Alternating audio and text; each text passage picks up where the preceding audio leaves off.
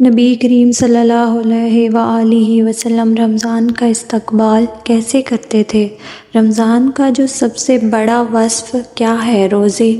رمضان میں روزے فرض ہیں، نہ تو نبی کریم صلی اللہ علیہ وآلہ وسلم شعبان سے ہی روزے رکھنا شروع کر دیتے تھے۔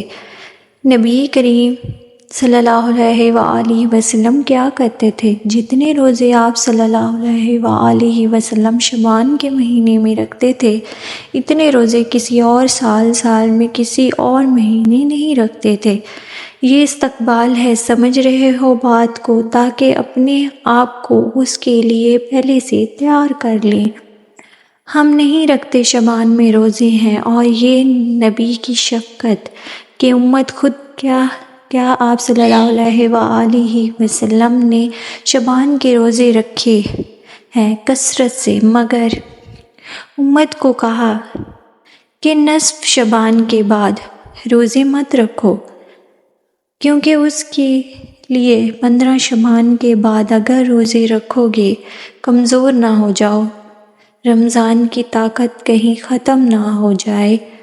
خود رکھے، امت پہ شفقت کی تو پتہ یہ چلا کہ 15 شعبان تک امت کو حکم ہے جتنے زیادہ روزے رکھ سکے، اور جو طاقتور ہیں، صحت مند ہیں، وہ 15 کے بعد بھی رکھیں، مگر ہمارے ہاں کا نہ طاقتور رکھ رہا ہے نہ کمزور رکھے، وہ رمضان میں نہیں رکھتا اور ادھر پہلے کیا رکھے گا، وہ استقبال کا یہ مطلب ہے۔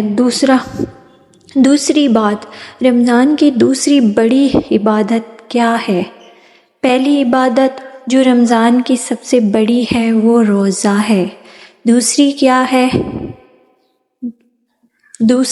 ہے بتائیں؟ تراویح میں قرآن کی تلاوت ہوتی ہے۔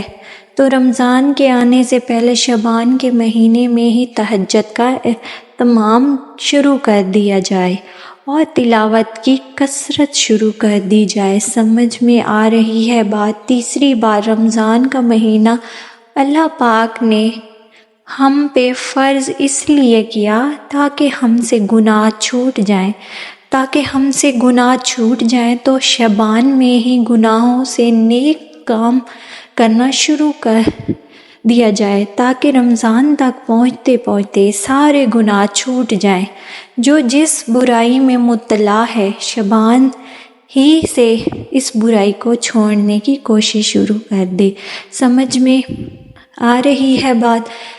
یہ 3 کام کرنے ہیں کہ اس مہینے میں بولو بھائی، شعبان میں 1 روزے رکھنے ہیں نفلی۔ نمبر 2، رات کو تہجد کی تھوڑی سی ہمت کرنی ہے، اور نمبر 3، گناہوں سے بچنے کی۔ گناہ کسے کہتے ہیں؟ بد نظری ہے۔ آج کل انٹرنیٹ پر بہت بیہودہ چیزیں دیکھی جا رہی ہیں، نوجوان آدمی اپنے آپ کو ان چیزوں سے بچانے کی کوشش کرے۔ ماں باپ کی نافرمانی بہت ہو رہی ہے، تو اللہ پاک ہمیں ان گناہوں سے بچنے کی توفیق عطا فرمائے۔ آمین ثم آمین۔ مزید ویڈیوز کے لیے چینل کو سبسکرائب کر دیے۔